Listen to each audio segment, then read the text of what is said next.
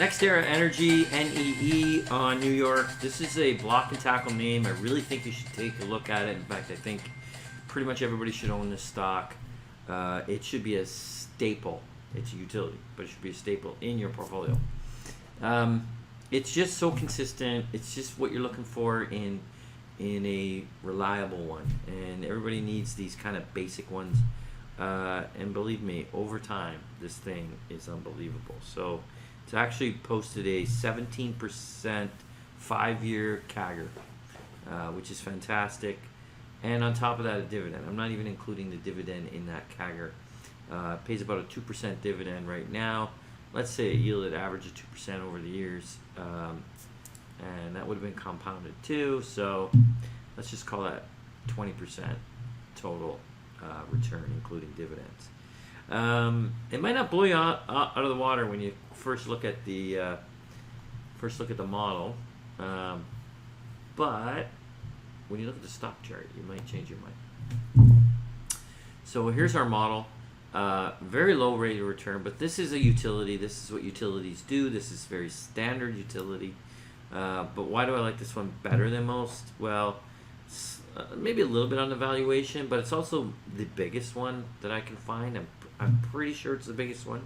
I'm just putting that little caveat just in case there's a bigger one out there. But it's not local, which is not normal. Usually they're regional, where the Michigan utility, or the Wisconsin, or the Florida. So this one was Florida, but it's expanded literally across North America, including Canada. I shouldn't, not North America because it's not Mexico, but I got a good graphic I'm going to show you in a minute. So, just going to stamp out these 3 to 5% return on capital, and we're very conservative in the way we calculate our return on capital. So it could be a little bit higher with a less conservative method, but we're very, very tight on our method. So this probably is lower return of a calculation you could use. 2% dividend yield. I still think it's worth more. I got a $249 value. It's trading at $215. I actually think I could move that up a little bit, but I don't want to put out too high a target because it just doesn't move in that fashion. As you can see, the stock chart there, it's just very smooth and steady. So, I can't. It would be silly to put out like a 50% higher target when it would never get there in a year, but it might in easily 3 years or 4 years, something like that. It's probably going to keep its steady pace. That's what I would suspect.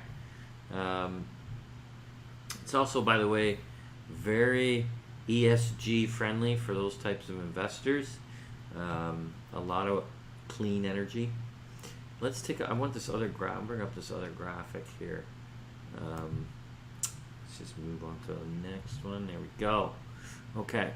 So I really wanted to show you that it's really all over North America, or Canada, US, and even the Canadian operations I see.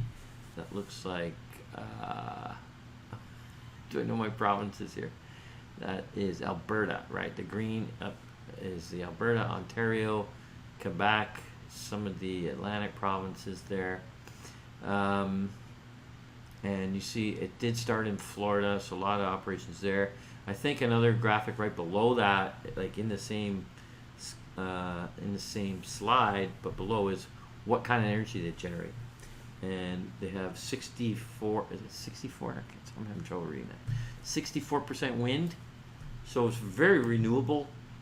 Let's expand this a little bit so more people can see it. There we go. 64% is wind, a lot of solar. So it's it's very little old school kind of power generation. So if you're an ESG investor, it's very friendly in that regard too.